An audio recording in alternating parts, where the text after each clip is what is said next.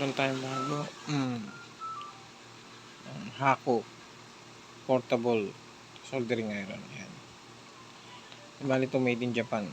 Tapos yung housing niya is ceramic. Yan. Yan. Housing ceramic. Ngayon ito meron siyang maganda dito sa design na to ng soldering iron na to. Ito na yung parang nako-convert siya na with handle. Ito may purpose siya kung bakit siya ganyan. Pag tinanggal mo, ayan siya.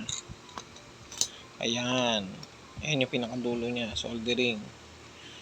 Ngayon ang maganda rito, yung housing niya ceramic, tapos makapal naman yung cable niya, tapos made in Japan. Ito ngayon dito may kakabit. Ayan. Para maging handle siya. Ayan siya. Ayan siya, para maging handle siya. Ayan. Ngayon ito 30 watts lang to, 100 volts. Ngayon pwede mo na may convert ng 220, papalitan mo lang to dahil standard yung dulo niya. Ayan.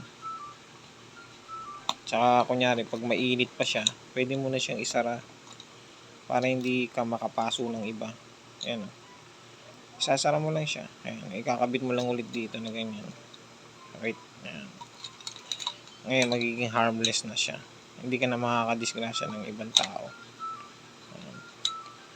Saka to, yun nga, ceramic. So, hindi basta-basta siya nasisira sa init o matutunaw.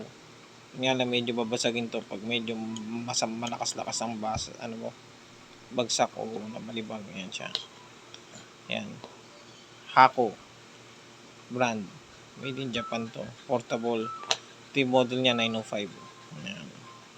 Siguro makakabili ka nito siguro. Medyo may kamahalan din siya eh.